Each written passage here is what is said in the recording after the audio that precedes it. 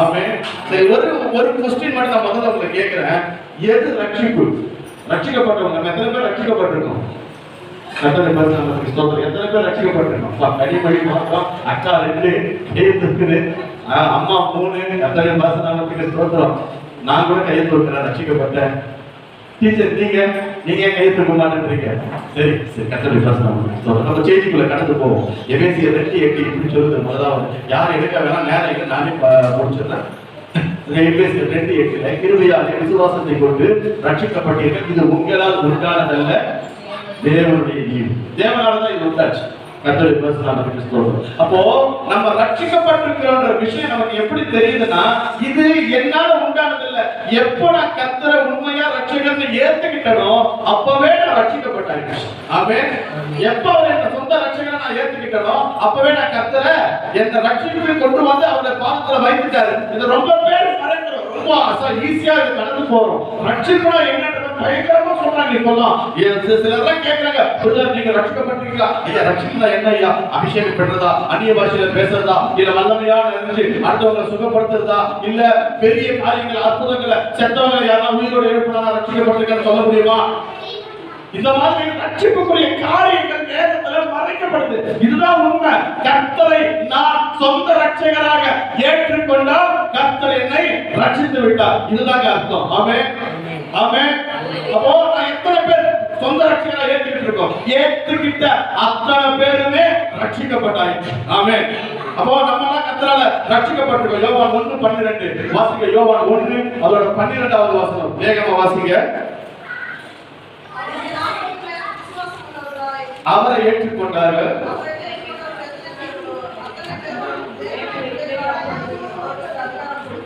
ஏற்றுக்கொண்டாலே நான் பிள்ளையாயிட்டேன். அப்ப பிள்ளையான நான் ரட்சிப்புக்குள்ளானது உண்மைதானே? இதை மறக்கிறேங்க, உண்மையா சொல்றேன். இன்னைக்கு பல இடத்துல நான் பாக்குறேன், ரட்சிப்புனா என்னன்னே தெரியாம எதையாவது ஒரு பேசிக்கிட்டு இருக்காங்க. வேதத்துல இருக்கிற சத்தியத்தை இன்னைக்கு பேசுறதுக்கு ஆட்கள் மிக மிக மிக மிக குறைவு. இதுதான் வேதம் அப்படின்னு கிளியர் கட்டா எடுத்து வைக்கிறதுக்கு ஆட்களே போதல்.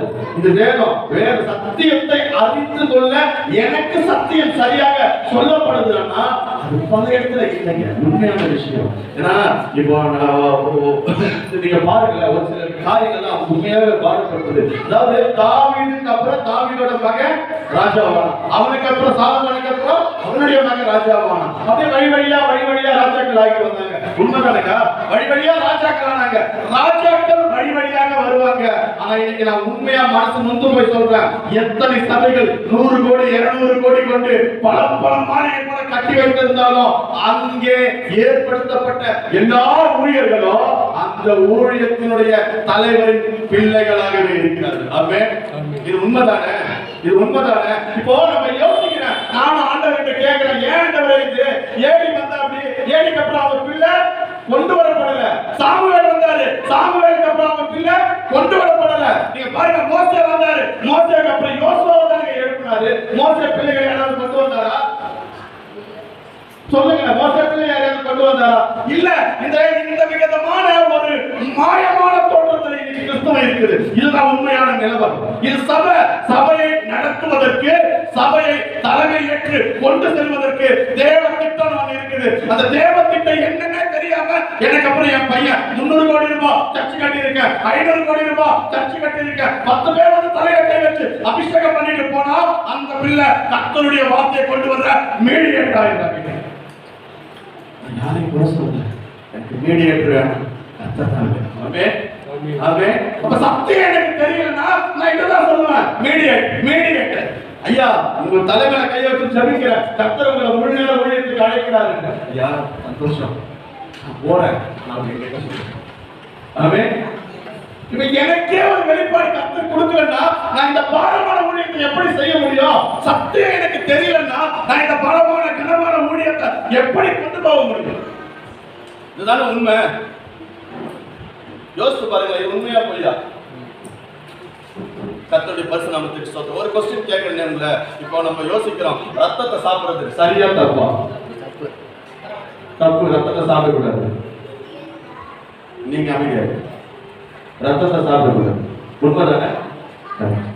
பாபுஜி என்ன சாப்பிடுறீங்க? சத்தமா சொல்லுங்க.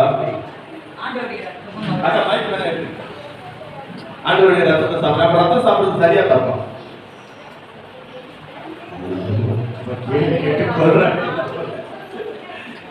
அக்கா தெரிஞ்சது மாத்திரம் தாங்க சொல்றேன், யாருக்குமே தெரியாது.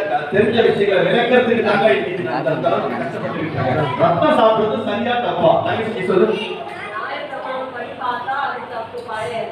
சரி, சரியான பதில் தான். நியாய பிரமாணத்தின்படி, நியாய பிரமாணத்தின்படி தப்பு தப்பு. ரத்தம் சாப்பிடக்கூடாதுன்னு எங்க நியாய பிரமாணத்தில் இருக்குது? எங்க இருக்கு? யாருக்கிட்ட சொன்னார்?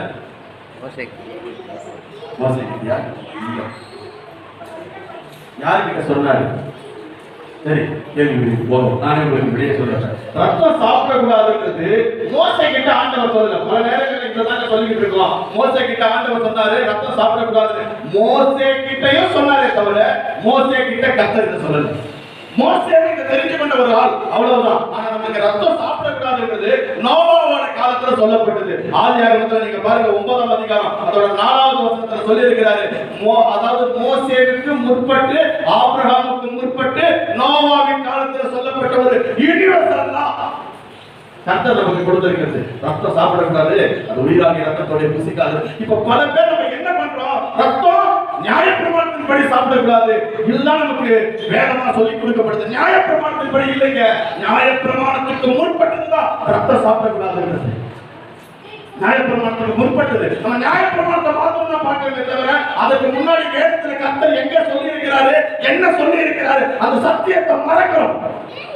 கர்த்தருடைய பரிசுத்தத்துக்கு ஸ்தோத்திரம். இஸ்ரவேல் புத்திரர்களை வந்து எகிப்திலிருந்து கொண்டு வராரு. பகலிலே மேக ஸ்தம்பமாகும், இரவிலே அக்கினி ஸ்தம்பமாகும். எல்லாரும் எனக்கு சொல்லிக் கொடுத்தாங்க. நான் சொல்றேன், கர்த்தர் பகலிலே மேக ஸ்தம்பமாகவும் இரவிலே அக்கினி ஸ்தம்பமாகவும் பாதுகாத்தார். மேக ஸ்தம்பமும் அக்கினி ஸ்தம்பமும் அனுப்பி பாதுகாத்தார். மேக ஸ்தம்பமாகவும் அக்கினி ஸ்தம்பமாகவும் இருந்து பாதுகாத்தார். ஆனா ஒரு விஷயம், இதை எல்லாரும் சொல்ற மறுக்கிற ஒரு விஷயம் என்ன தெரியுங்களா? நீங்க தெளிவா அந்த வசனத்தை உங்களுக்கு வாசித்தீங்கன்னா தெரியும்.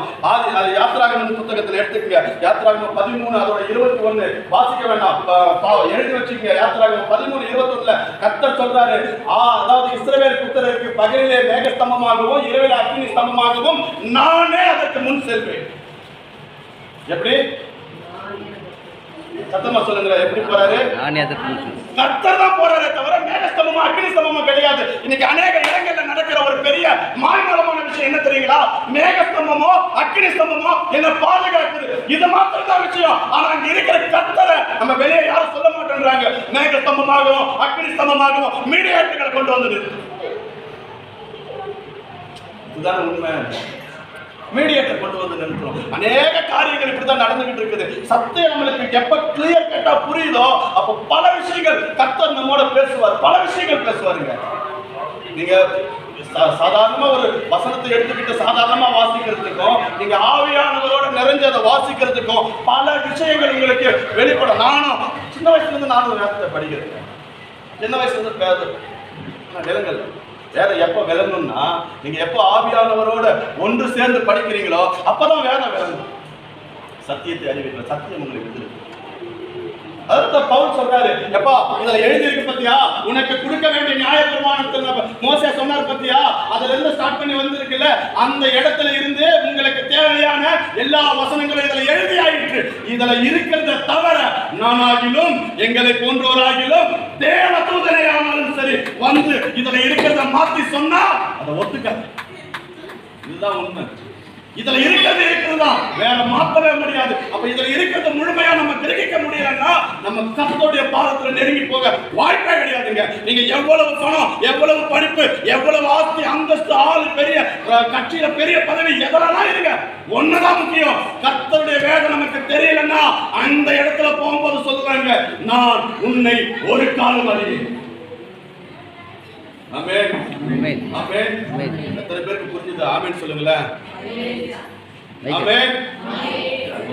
வேதம் நம்மளுக்கு இன்னும் பழக்கப்படாம இருக்குது. வேதம் நம்மளுக்கு பழக்கப்படாம இருக்குது. அதாவது ஆலயத்துக்குள்ள நம்ம எப்ப கர்த்தர் சொல்ற வார்த்தை இதுதாங்க, ஆலயம் தான் பழக்கம். இதே ஒரு கணவன் மனைவிக்கான உறவு. ஆதியாகமத்துல ஆதாமையும் ஏவாளையும் படைச்சு கணவனையும் மனைவியுமா கொண்டு வந்து சேர்த்தது எதுக்குன்னா இது ஒரு பிராக்டிஸ், இது ஒரு நடைமுறை. அநேக இடங்களில் சபைகள் வஞ்சிக்கப்படுகிறது. எங்க வஞ்சிக்கப்படுகிறது? மணவாட்டி வஞ்சிக்கப்படுகிறார், மணவாளன் இல்ல, ஏவாள் வஞ்சிக்கப்படுகிறார், ஆதாம் கிடையாது. உண்மையில்தானே? ஏவாளை தான் வஞ்சித்தாங்க, மணவாட்டியை தான் வஞ்சிக்கிறாங்க. அப்போ மணவாட்டியாகிய சபைகள் வஞ்சிக்கப்படும். இதுதான் உண்மை. மணவாட்டியாகிய சபைகள் புரட்டு வேலைகள், புரட்டு வசனங்கள், அப்ப அந்நிய பாஷையில நிரம்பி எனக்கு ஆவியில பேசி அப்படியே நீ குதிச்சு துள்ளி குதிச்சு நீ அப்படியே நிறைஞ்சு வந்துட்டாலும் சிம்சோனை போலதான் வந்தான். கர்த்தர் அவனோடு இருந்தால் எல்லாரையும் அடிச்சு போட்டான். அடுத்த நிமிஷம் கர்த்தர் வெளியே போனா சிம்சோன் கண்ணை பிடிங்கி போட்டான். நீங்க எந்த இடத்துல இருந்தாலும் சரி, எந்த சபையில இருந்தாலும் சரி, சபை என்பது கிறிஸ்துவோடு ஐக்கியப்பட்டிருக்கு. இது என் சபை, சபைக்குரிய காரியங்கள் நான் கிரமமா செய்யணும். எனக்குள்ள சபைக்குரிய காரியங்கள் ஒன்றி போய் வரலன்னா சபையோட வேறுபட்ட நிலைமை எனக்கு வந்திருந்தா நான் அந்த சபையோட ஐக்கியப்பட்டிருக்கவே முடியாது. என் சபன்ற அந்த பக்தி வைராக்கியம், என் கர்த்தருக்காக நான் செய்யறேன்ற அந்த பக்தி வைராக்கியம், வேதம் இதை சொல்லுகிறது. மணவாட்டி எப்பவும் வஞ்சிக்கப்படாமல் இருக்கு. கர்த்தருடைய பரிசுத்தம், மணவாட்டி வஞ்சிக்கப்படாமல் இருக்கு. அதாவது மணவாட்டின்றவங்க எப்பவுமே எப்படின்னா, முதலாவது ஒன்று சொல்ற பாருங்க, மணவாட்டி தெளிவான விஷயம். முதலாவது எனக்கு என் மனைவி கல்யாணம் ஆச்சு.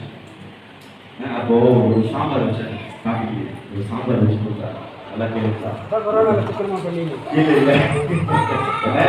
தோட்டத்துக்கே கொண்டு போற மாதிரி இருந்துச்சு அந்த சாம்பார். அந்த அளவுக்கு ஒரு நல்லது.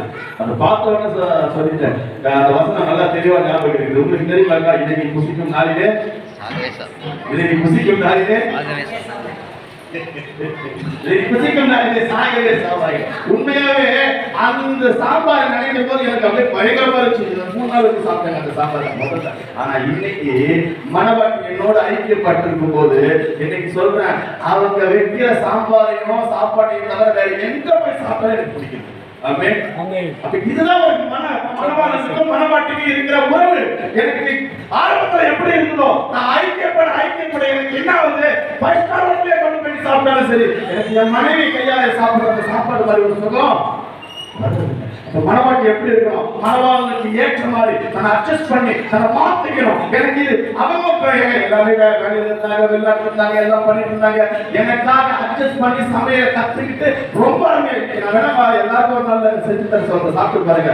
அந்த அளவுக்கு சுவையா சாப்பிட்டு என்ன மணவாளன் மணவாட்டிக்கும் உள்ள உறவு ஐக்கியமா இப்படிதான் இருக்கணும். சபைக்கும் சபை காரியங்களுக்கும் இப்படிதான் உறவு இருக்கணும். இது என் சபை, இந்த சபையில என்ன காரியம் பண்ணாலும் சரி அதை நான் முன்னிட்டு செய்ய வேண்டும். ஆமென் ஆமென் ஆமென். யாரா இருந்தாலும் சரிங்க. இதுதான் இதெல்லாம் பார்க்கற இயேசு எங்கேயோ வெளியே இருந்தா அப்படி அடிச்சு பிடிச்சு வந்து உட்கார்ந்து இருக்க. நானே ஆச்சரியமா போட்டேன், வரமாட்டான்னு சொன்ன மனுஷன் வந்து உட்கார்ந்து.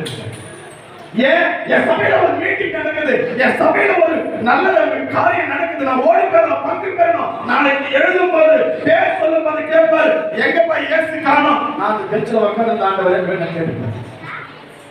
ஆமென் அதான கவனம் தானே. நாளைக்கு நான் சொல்லணும் இல்ல, அந்த வார்த்தைகள் எல்லாம் மறக்கும் போது இந்த அதாவது பல பேர் வேத வசனத்தையே இல்லாம புரட்டி பேசுறாங்க.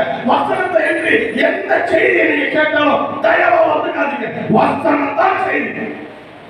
இன்னைக்கு நான் முழுக்க வந்து உட்காரன்னா கர்த்தர் இப்ப எதையோ பேச போறாரு. எனக்கு நொறுங்குள்ள இருதயம் இருக்குது, எனக்கு காயப்பட்டிருக்கிறேன், எனக்கு பிரச்சனை இருக்குது, இதற்கான சொல்யூஷன் இல்ல, இதற்கான பதில் எனக்கு இல்ல. இன்னைக்கு கர்த்தர் என்ன சொல்ல போறாருன்னு நான் நிச்சயம் பேசணும். டீச்சர் பேசுறாங்களா, உபதேசர் பேசுறாங்களா, கனிமொழி பேசுறாங்களா, அது பேசலாம் இல்ல. பலிபீடத்திலிருந்து பேசும்போது கர்த்தருடைய வார்த்தை உனக்கு வராவிட்டால் நீ பலிபீடத்தில் நிற்கும் மனிதனை பார்க்கிறாய், பலிபீடத்திலிருந்து வருகின்ற ஆண்டவருடைய வார்த்தையை பார்க்கிறாய். ஆமென் ஆமென். இதுதாங்க உண்மை. பேசுகிற மனுஷனை கர்த்தர் மறைச்சாதான் தேவச்சு. கேட்கிற நீங்களா இருந்தாலும் சரி, நான் பேசுற நாங்களா இருந்தாலும் சரி, எல்லாமே அவருடைய காரியத்துக்காக வந்து ஓடிக்கிட்டு இருக்குமே தவிர வேற ஒரு விஷயமும் கிடையாது. நான் எவ்வளவு பெரிய சபையில இருந்தாலும் சரி, எவ்வளவு பெரிய ஆளா இருந்தாலும் சரி, கர்த்தருடைய வார்த்தையை நான் பேசாவிட்டா கர்த்தர் அடுத்த நிமிடம் அறிவிச்சு அது ஏறதாக இருந்தாலும் சரி அடிப்பாங்க. ஒரு சபைக்குரிய காரியங்கள் வார்த்தைகள் எனக்கு என்ன வருதுன்றதுல ஆவலா தேடி வந்து உட்காரணும். என்னுடைய உள்ளான மனுஷன் அதை வாஞ்சிக்கணும். என்ன உள்ளான மனுஷன் பலப்படணும். பவுல் சொல்றாரு பாருங்க, விறகை அக்கினியிலே எடுத்து போடுகிற போது விஷ பாம்பு கடித்தது, ஆனா கர்த்தருக்குள்ள அவன் சொல்றான் இது பாம்பு இல்லப்பா, வெறும் பூச்சி. எதுக்கு இது? இந்த வார்த்தைகளுக்கு ஏன் வந்தது?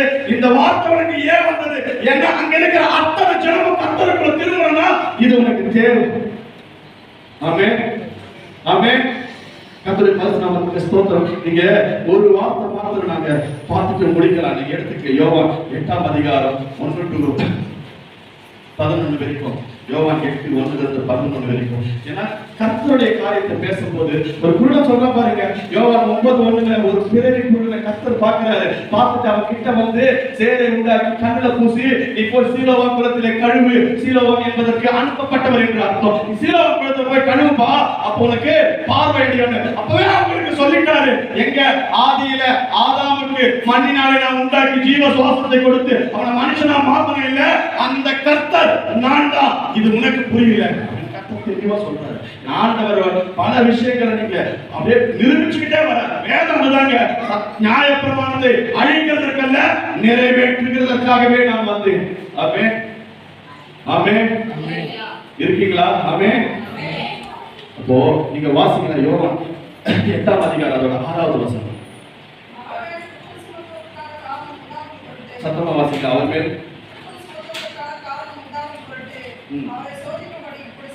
போதும், அப்புறம் வாசிக்கலாம். இப்ப சொல்லுங்க, அவர் மேல் குற்றம் சுமத்தும்படி காரணம் உண்டார். அப்போ இந்த விஷயம் எல்லாருக்கும் தெரியும். ஒரு விபச்சார ஸ்திரீ அவரை கொண்டு வந்து ஆண்டவர் முன்னாடி நிறுத்துறாங்க. அப்போ அங்க என்ன நடக்குது? அவர் மேல் குற்றம் உண்டாகும்படி, குற்றம் சுமத்தும்படி. ஆண்டவர் மேல என்ன குற்றத்தை சுமத்த முடியும்? இந்த வேத வசனத்தை படிக்கும் போதே நம்மளுக்கு ஒரு சில கொஸ்டின்கள் வந்துகிட்டே இருக்கும். ஆண்டவர் மேல என்ன குற்றத்தை சுமத்த முடியும்? சுமத்த முடியாது. அப்ப அவர் மேல குற்றம் சுமத்தத்தக்கதாக இந்த காரியம் நடக்குதுன்னா அப்ப ஏன் இது நடக்குது? என்ன குற்றம் ஆண்டவர் மேல செலுத்த போறாங்க? என்ன குற்றத்தை கண்டுபிடிப்பதற்காக இவரை கொண்டு வந்து நிறுத்துறாங்க? இதை நம்ம கண்டிப்பா பார்க்கணும் இல்லையா, கேட்கணும் இல்லையா? முதலாவது அதே ரோம சாம்ராஜ்யம் அரசாண்ட காலம். யாரு? ரோம சாம்ராஜ்யம் அரசாண்ட காலம். நீங்க யோவான் 18:31 கர்த்தரை கொண்டு போய் நிறுத்தும் போது, ஆண்டவரை கொண்டு போய் நிறுத்தும் போது இதெல்லாம் சொல்லுவாங்க, இவரை சிலுவையில் அறைவதற்கான தண்டனையை கொடுக்கும் அதிகாரம் எங்களுக்கு இல்லை. அதனால கொலை செய்யற அதிகாரம் எங்களுக்கு கிடையாது. கொலைக்குண்டான தண்டனையை கொடுக்கும் அதிகாரம் எனக்கு கிடையாது. அதனால ரோம சாம்ராஜ்யத்தை கொண்டு போயிட்டு நிறுத்துறாங்க. ஆண்டவரை சொன்னது ராயனுடைய ராயனுக்கும் தேவனுடையதை தேவனுக்கு கொடுக்கும். அப்ப ராயன் ஆண்ட காலத்துல அவர்கள் தான் தண்டனை கொடுக்க வல்லவர்கள், இவங்க கிடையாது. அதனால இவர் என்ன சொல்லுவாரு? ஆமா, இவரை கல்லெறிஞ்சி கொல்லலாம்னா அப்ப ரோமர்கள் கொடுக்க வேண்டிய தண்டனை இவர் கொடுத்தாரு பாத்தியா அப்படின்னு முதலாவது குற்றத்தை சுமத்துவார். இரண்டாவது ஒரு குற்றம் இருக்குது. என்ன? அவரை மன்னிச்சு விட்டுடலாம் அப்படின்னு யோசித்து, இல்லை இவரை கல்லெறியாம விட்டுருக்கப்பா போனா போட்டோம் அப்படின்னு சொன்னா, மோசே சொன்ன நியாயப்பிரமாணத்தை மீறினார் என்று வசனத்தை படிக்கும் போது எனக்கு அடிக்கடி இது வந்தது. மோசே நியாயப்பிரமாணத்தை சொல்லல, வேதத்துக்கு மூணு அடிக்கோட்டு இருக்குது. மோசே சொன்ன நியாயப்பிரமாணத்தின் படி இல்ல, கர்த்தர் மோசேவுக்கு கொடுத்த நியாயப்பிரமாணம். இதை இவங்க மறக்கிறாங்க. என்ன? மோசே சொன்ன நியாயப்பிரமாணத்தின் படி இவங்க கல்லெறிஞ்சு கொள்ளணுமே, நீங்க சொல்றீங்களா ஆண்டவரே? சொல்றீங்களா?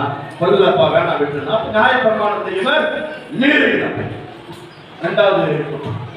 இப்ப இந்த ரெண்டு குற்றத்தையும் தவிர வேற எந்த குற்றத்தை அவர் மேல சுமத்த முடியும்? பிரதான குற்றம் இதுதான். இந்த ரெண்டுத்தையும் அவர் மேல சுமத்தத்தக்கதாக நடந்த குற்றங்களுக்காக தான் இந்த காரியமே நடந்தது. நான் உங்களை கேட்கிறேன், அந்த விபச்சார ஸ்திரியை கர்த்தர் மன்னிச்சு காப்பாத்தினாரா? இது உண்மையா?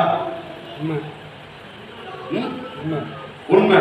கர்த்தருடைய பேச நாம இன்னைக்கு சொல்றேன், கர்த்தர் அந்த பெண்ணை காப்பாத்து.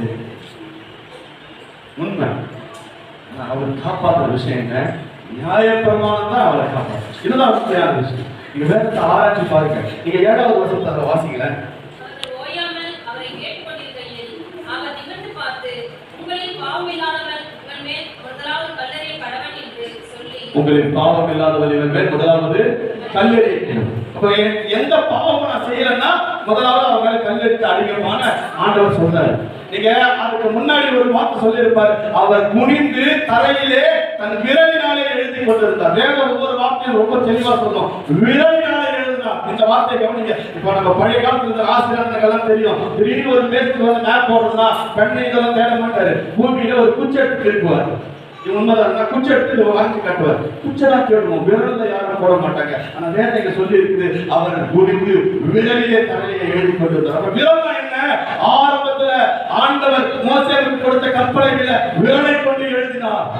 விரல் தான் பரிசுத்த ஆவி, ஆவியானது. தானியேலோட புத்தகத்தை நீங்க பார்க்கும்போது பெற்றால் அந்த கர்த்தருடைய பெட்டியில் இருந்த அந்த இதை மதுவை முத்தி குடிக்கும் போது ஒரு மனித உறுப்பை போன்ற விரல் வந்து அந்த சான்று போட்டு எழுதுச்சு. அப்ப விரல் என்பது பரிசுத்த ஆவி. ஆண்டவர் தனியா இல்ல, முதலாவது அவர் பிதாவோடு ஐக்கியப்பட்டு இருக்கிறார். இரண்டு பேரோட சாட்சி எங்கேயுமே மாறாது, அது உண்மை என்று நிரூபிக்கப்படும். இப்ப வேதம் நமக்கு சொல்லுது, பிதாவோடு ஐக்கியப்பட்டு ஆண்டவர் அங்க இருந்தாரு, பரிசுத்த ஆவி அவரோடு இருந்தாரு. அப்ப இந்த ரெண்டு பேரும் தான் இருந்தாங்க. இது வேதத்துல தெளிவா அடிப்படை போட்டு காமிச்சுட்டாரு. அதுக்கு அடுத்து அவர் கேட்கிற கேள்வி பாருங்க, நீங்கள் யார் பாவம் செய்யவில்லையோ, உங்களில் யார் குற்றம் செய்யவில்லையோ அவர்கள் முதலாவது கல்லெடுத்தாரு அடிக்க. அப்போ எனக்கு ஒரு கொஸ்டின், இதுல ஒரு கொஸ்டின் என்ன கேட்கிறதுனா, அப்போ பெரியோர் முதல் சிறியோர் வரை எல்லாரும் ஏகமாய் பாவம் செய்தாங்க. பெரியோரும் பாவம், சிறியோரும் பாவம்னா இந்த வகையான பாவம் வந்து பெரியோர்கள் ஓகே, சிறியோர்கள் எப்படி? இந்த ஆட்டோமேட்டிக்கா இந்த கொஸ்டின் நம்மளுக்கு வயசாவதுல அதை படிக்கும் போது இந்த ஒரு விபச்சார சிந்தனைனா பெரியோர்கள் முதல் சிறியோர் வரை பாவம் செய்தார்கள்னா, அப்போ இது இந்த காரியத்தை என்னன்னு நான் புரிஞ்சுக்கிறது. அப்ப இதை தேடி தேடி வாசிக்கும் போது கர்த்தர் தெளிவான ஒரு விஷயம் சொல்றாரு பாருங்க, நியாயப்பிரமாணத்தை மீறுகிற பாவம், நியாயப்பிரமாணத்தை மீறுகிற பாவம். அப்ப ஆண்டவர் சொல்றாரு, லேவியராகமத்தில் சொல்லப்பட்டிருக்கிறது, லேவியராகமம் 20ஆம் அதிகாரம் எடுக்க வேண்டாம், அத சொல்லி இருக்கிறது, ஒரு விபச்சார ஸ்திரீயும் விபச்சாரக்காரனும் கையும் கையுமா பிடிக்கப்பட்டா அவர்கள் இருவரையும் ஏகமா கொலை செய்யும். ரெண்டு பேரையும் கொலை பண்ணணும், ஒருத்தர் மாத்திரம் ரெண்டு பேரையும் கொலை பண்ணணும். அப்ப ஆண்டவர் அதான் கேட்கிறார், உங்களை யாருப்பா பாவம் செய்யல, நீ பிடிச்சிட்ட, இந்த பெண்ணை கொண்டு வந்து நிறுத்திட்ட, இந்த ஸ்திரீ விபச்சார பாவத்தில் ஈடுபட்டா கொண்டு வந்து நிறுத்திட்ட, ஓகே அக்செப்ட். ஆனா இதோடு இருந்த கையும் மையமா பிடிச்ச அந்த ஆண் எங்கே? இதுதான் அவர் செஞ்ச பாவம். அவர் செஞ்ச பாவம் என்ன? மோசேவின் நியாயப்பிரமாணத்தை மீறினாங்க. பெண்ணை மட்டும் கொண்டு வந்தாங்க, ஆணை கொண்டு வரவில்லை. ஆணை கொண்டு வரனாவே நியாயப்பிரமாணத்தை அவங்க மீறினாங்க. நியாயப்பிரமாணத்தை மீறும் போது எல்லாருமே பாவம் சொன்னாங்க. அப்ப அதனாலதான் எல்லாருமே என்ன பண்றாங்க, எல்லாரும் திரும்பி போயிடுறாங்க. ஆனா அந்த ஒருத்தருக்கு மாத்திரம் தண்டனை கொடுக்கிறதுக்கு அதிகாரம் இருக்குது, ஆண்டவருக்கு இருக்குது. அவர் சொல்றாரு பாருங்க, எல்லாரும் தண்டிக்கல, நான் தண்டிக்க மாட்டேன். தண்டிக்க வல்லவனுக்கு ஒரே ஒரு தண்டனை ஆண்டவர். அவர் அதுதான் சொல்றாரு, எல்லாரும் வந்து தண்டிக்கல, நான் தண்டிக்க மாட்டேன். அப்போ வேதம் நம்மளுக்கு கற்றுக் கொடுக்கிற காரியம் எப்படி இருக்குன்னா, ஒவ்வொன்றும் ஒவ்வொரு வார்த்தையும் உள்ள மறைஞ்சு மறைஞ்சு மறைஞ்சு மறைஞ்சு இருக்குதுங்க. அந்த எல்லாத்தையும் தேடி ஆவியானவரோட சேர்த்து உட்கார்ந்து படிச்சு பாருங்களேன், உங்களுக்கு அநேக காரியங்கள் தெரியும். அநேக காரியம். அந்த பிச்சைக்காரர் வந்து கேட்கும் போது, ஆண்டவரே அப்படின்னு, ஆண்டவர் உனக்கு நான் என்ன செய்ய வேணும் திரும்பி கேட்கிறாரு. நீங்க பாருங்க, எல்லாரும் வந்து அந்த 110 வந்து ஆண்டவர்கிட்ட கேட்கிறாங்க, யாருமே எதுவுமே சொல்லல. 110 ஏன் தெரியாது. பரிசேயர் வந்து கேட்கும் போது எதுவும் சொல்லல. ஏன்? ஆண்டவர்கிட்ட போய் நெருங்கும் போது அவங்க தடுக்க யாராலையும் முடியாது. அவங்க ஒதுக்கப்பட்டவன், ஒரு ஏழை, ஒன்றும் இல்லாதவன் போய் ஆண்டவர்கிட்ட கேட்கும் போது, தாவீது குமாரனே எனக்கு இறங்கன்னு சொன்ன அந்த வார்த்தைக்காக எல்லாரும் தடுக்கப்பட்டிருக்கும் போதும் இவர்கள் மாத்திரம் இந்த சதுசேயர் தடுக்கப்படல, 110 தடுக்கப்படல, எல்லா பெரியவர்களும் தடுக்கப்படாத இருக்கும் போது ஒரு ஏழை, ஒன்றும் இல்லாத ஒரு அப்பா ஒரு சத்தத்தை கேட்கும் போது அவரே இறங்கி வந்து கேட்க, உனக்கு நான் என்ன செய்ய? உடனே தடுக்கிறாங்க பாருங்க, இல்ல முத்தோட நெருங்காத வீடியோக்கு கொண்டாட விஷயம் கத்தர்கிட்ட நான் கேட்க சொல்றேன், நீ நெருங்க. எல்லாருக்குமே கத்தர் பதில் சொல்லுவாரு. உண்மையா சொல்றேன், எல்லாருக்குமே கத்தர் பதில் சொல்லுவாரு. சும்மா போயிட்டு உட்காந்து ஒரு 1 மணி நேரம் கத்தரோட பாருங்க, எதையாவது பேசுங்க, எதையாவது பேசுங்க. நீங்க வேதத்தை வாசிச்சு உத்தி போட்டு ஜெபம் பண்ணி கிடையவே கிடையாது. எதையாவது பேசுங்க. கர்த்தர் கேட்கறதுக்கு மட்டும் தயவா சொல்ற நினைக்கவே நினைக்காது. நீ என்ன பேசினாலும் அவரோட சமூகத்தில் அவர் கேட்டுக்கிட்டே, நீ என்ன பேசினாலும் கேட்கிறார். பரலோகம் ஒவ்வொரு நாளும் உங்களை கேட்டுக்கிட்டே கண்காணிச்சுக்கிட்டே இருக்கு. ஒரு நாளும் உங்களை விட்டு அது விலகிறதே இல்லை, உங்களை கண்காணிச்சுக்கிட்டே இருக்குது. 1 மணி நேரம் உட்காருங்க, கஷ்டமா தாங்க இருக்கு. முதல்ல 5 நிமிஷம் 10 நிமிஷம் உட்காந்து பாருங்க, நீங்க பேசுங்க, உங்க வார்த்தையை நிச்சயமா கர்த்தர் கேட்பாரு. உங்களுக்கு பதில் அப்பவே கிடைக்கணும்னா இன்ஸ்டன்ட் ஆக்ஷன் கிடையவே கிடையாது. ஆனா உங்களுக்கு வர வேண்டிய நேரத்துல நிச்சயமா பதில் வந்து சேரும். ஆமென், ஆமென். அப்போ எனக்கு எப்ப பதில் வரணும், எப்ப பதில் கொடுக்கணும்னு ஆண்டவருக்கு தெரியும். அப்ப அவர் நிச்சயமா பதில் கொடுப்பார். ஒரு பதிலுக்காக நான் காத்திருக்கேன். ஒன்றுமே தெரியும். பேசிக்கிட்டே மீடியேட்டர் வேண்டாம். மீடியேட்டர் ஒரு பெரிய காரியமே கிடையாது. எனக்காக ஒரு தலையில கையை வச்சு அபிஷேகம் பண்ணி ஜெபிச்சு உனக்கு நான் சொல்றேன்னா வந்த அவருக்கு சொல்ற ஆண்டவர் என்கிட்ட சொல்ல மாட்டாரா? இந்த வேலூர்ல ஐயாவுக்கு தெரியும், பாலாஸ்ரீ லாசர் சிஸ்டர் பாலாஸ்ரீ லாசர் ஏக பேர் கத்தருக்குள்ள நடத்தினாரு. கடைசியா என்ன பண்ணாரு? நானே கத்தரை கொண்டு போய் நிறைய ஏகத்தை சேர்ந்து அலைகிறார்கள். சத்தியமா நல்ல வார்த்தை, நல்ல வசனம். தைரியமா சொல்றேன், உனக்கு வெளிப்படுத்தாத கத்தை யாருக்குமே வெளிப்படுத்த. எனக்கு உண்டான காரியம் எனக்கு தான் வேண்டும். அதுக்காக ஜெபிக்கிறதுக்கு மனுஷன் இருக்காங்க. இப்போ நான் திடீர்னு நான் அன்னைக்கு சொன்ன ஃபோன் பண்ணியம்மா அந்த மாதிரிமா ரிஜிஸ்டர் பண்ணம்மா அப்படின்னு ஒன்று லோரி சொன்னான். அண்ணா அவங்களுக்காக பேர் எழுதி வச்சு சந்தோஷமா இருக்கு. என்ன எனக்காக ஜெபிக்கிறதுக்கு 4 பேர் எனக்கு ஏன் ஜெபிக்கிறேன்? அதுதான் ஜெபத்தாங்க தாங்கும். மற்றபடி வேற ஒண்ணும் இல்லை. அது நான் எனக்காக ஜெபிமான்னு நான் அந்த கூட்டத்துக்கு சொல்லவே இல்லை. எடுத்து வச்சு ஆனால் அவங்களுக்காக பேர் எழுதி வச்சு ஜெபிச்சுட்டு இருக்கேன். நான் ஜெபிச்சுட்டு ஒருத்தரோட ஜெபத்துல இது நடக்கிறது கிடையவே கிடையாது. அநேக ஜெபிக்கிறாங்க, அநேக எனக்காக ஓடுறாங்க. பக்தி வைராக்கியமா கத்தருக்குள் நிக்கிற ஒரு சில ஜெபம் தான் கேட்கப்படுது. யோபு தன் சிநேகிதனுக்காக ஜெபிச்சா, அப்போ அவனுடைய சிறையிருப்பு மாறுச்சு. அப்போ அநேகருக்காக ஒரு சபைக்கு ஒரு ஒழுக்கம், ஒரு ஐக்கியம், சபை ஒரு ஐக்கியம். குற்றம் சொல்றதுக்கோ எதுக்கும் சபை மோசேதாங்க மீரியம், மோசேயோட அக்கா. நல்லா கவனிங்க, மோசேயோட அக்கா தான் மீரியம். மோசே உயிரோடு இருக்கிறதுக்கு மீரியம் ஒரு மிகப்பெரிய காரணம். அவரை கொண்டு போயிட்டு பார்த்துக்கிறதுக்கு உனக்கு ஒரு தாயை கொண்டு வந்து எனக்கு கொடுக்கிட்டோம்னு சொல்றாங்க. மீரியம் மோசேயோட அக்கா. ஆனா மோசேவுக்கு குற்றம் சுமத்தின போது மீரியாமையும் ஆண்டவர் விட்டு வைக்கிறார். யாரா இது? என் தாசனுக்கு எதிராக வாய்ப்பு. எல்லாருமே கர்த்தருடைய பாதத்துல நிற்கும் போது ஒன்னு சொல்ற பாருங்க, இன்னைக்கு இதையே தான் சொல்றேன். முதல்ல சொல்ற காரியங்கள் அப்படியே நடந்துருக்காது இருக்கு. உங்களால கிரகிக்க முடியாத காரியங்களை கர்த்தர் செய்வார். சபையில உட்கார்றதுக்கு கூட இடம் இல்லாத நாட்கள் வரும். நீங்க ஒவ்வொருவரும் கர்த்தருடைய பாதத்துல அடுத்தவங்களுக்காக ஜெபிக்கிறவங்களா மாறுவீங்க. இது வார்த்தை கிடையாது, உண்மையா சொல்றேன். கர்த்தர் சொல்லுகின்ற வார்த்தை எதுவோ அது அப்படியே ஆம் என்றும் ஆமென் என்றும் நிறைவேற்றுகிறவராக இருக்கிறார். ஆமென், ஆமென். சத்தமா சொல்லுங்க, ஆமென், ஆமென். கர்த்தருடைய வார்த்தைங்க. பலிபீடத்திலே உன்னை தகவலையாக ஒப்புக்கொடு, எகிப்திலே வரப்பண்ணின வாதை ஒன்றையும் உனக்கு உன் குடும்பத்திற்கும் வரவட்டாமல் இருப்பு. நான் இருக்கிறவரா இருக்கிறேன் என்று சொன்னார். அவர் வார்த்தை ஒரு நாள் மாறும். அவர் இருக்கிறார், மத்தியில இருக்கிறார். அது ஒண்ணுமே கிடையாதுங்க. ஆண்டவரை பாருங்க, ஆண்டவர் சகலத்தை உங்களுக்கு நன்மையா செய்வார். அந்த மாற்று கருத்து கிடையாது. வேதம் சபையத்தாங்க கர்த்தர் ஒவ்வொரு வாரம் சபைக்குள்ள ஒரு அசைவாடி எல்லா நேரமும் நம்ம எப்பப்பெல்லாம் வரமோ 10 நிமிஷத்துக்கு முன்னாடி அவர் வந்து வெயிட் பண்ணிட்டு இருக்காரு. நான் உனக்காக வெயிட் பண்றேன்ப்பா. ஐயா உண்மையா சொல்றேன், இயேசு கிறிஸ்துவினுடைய சிலுவை வீணா போவே போவாதுங்க. அவர் எனக்காக சிந்தின ரத்தம் வீணா போவே போவாது. என்னுடைய ஒட்டுமொத்த சரீரத்தில் இருக்கிற ரத்தத்தையும் தண்ணீரையும் நான் உனக்காக சிந்தி இருக்கிறேன். பாதமான சிலுவையை நான் உனக்காக சுமந்து இருக்கிறேன்.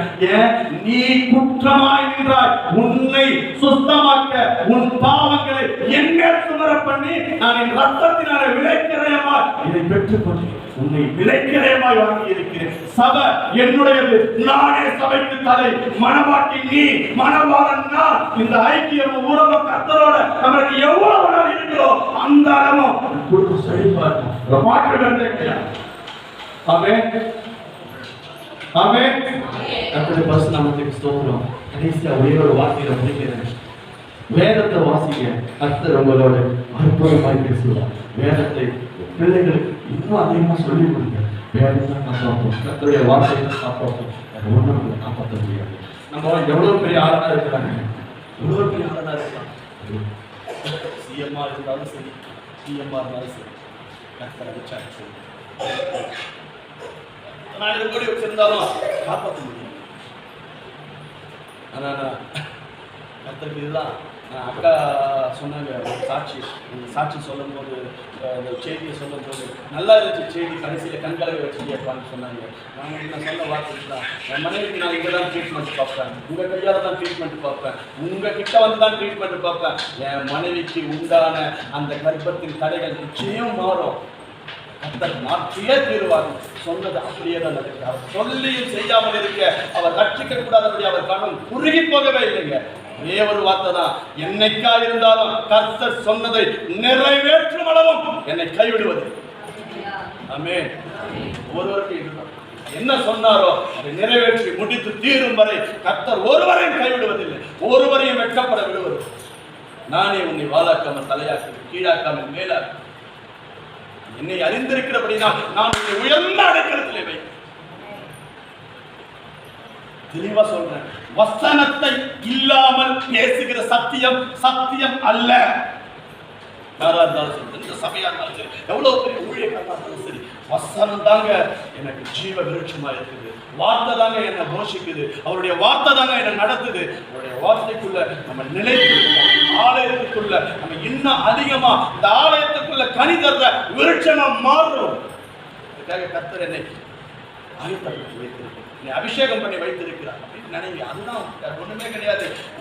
இந்த வல்லமையான செயல்களும் நம்மளை கர்த்தரிடத்திலிருந்து மாற்ற போறது இன்னே ஒண்ணுதான், கர்த்தரோட நம்ம ஐக்கியப்பட்டிருந்தா யாராலையும் எதுவும் பண்ண முடியாது. எந்த சாத்தானோட பல பேர் சொல்றாங்க அதெல்லாம் ஒண்ணுமே கிடையாதுங்க, அதெல்லாம் ஒண்ணும் பண்ண முடியாது. சாத்தானா இருந்தாலும் சரி ஆண்டவர்கிட்ட தான் போய் நிக்கணும். அப்பா நான் யோபு கிட்ட போய் யோபுவை தொட போறேன், அப்பா நான் போயிட்டு பாலாஜியை தொட போறேன், சாலமனை தொட போறேன், ஏச தொட போறேன்னு அவர்கிட்ட போய் நிக்கணும். அவர் பர்மிஷன் கொடுக்கணும். அவர் பர்மிஷன் கொடுப்பாருன்னா ஏசு கிட்ட பார்க்கும்போது அப்பா நான் ஏச போய் தொடலான்னு போனோம்பா, என்னாச்சு கனிமொழியில் ஒரு பொண்ணு ஜெபிச்சுக்கிட்டு இருப்பா, உள்ள போக முடியல. நான் அந்த சுலோச்சனாக்கார வீட்டுக்கு போறேன், அங்கேயும் அந்த அவங்க ஜெபிச்சுட்டு இருக்காங்க, நான் உள்ள போயிட்டு அவங்கள தொட முடியல. அதிகாலை 4 மணிக்கெல்லாம் தாலி எழுந்து முட்டி போட்டு பியோர் கத்தி முள்ளத்தோ நோக்கி ஜெபிச்சுக்கிட்டு இருக்காரு. பாலாஜி உள்ள போய் யாரும் தொட்டி இஸ்னு வந்துலாம் பாக்குறேன். 4 மணிக்கெல்லாம் பியோ நான் என்ன பண்றோம்? சாத்தானுக்கு பயம், ஒண்ணுமே பண்ண முடியும். இதுதானே கர்த்தரோட ஐக்கியப்பட்டு இருக்கிற வரைக்கும் யாராலையும் எதுவுமே செய்ய முடியாது. உண்மை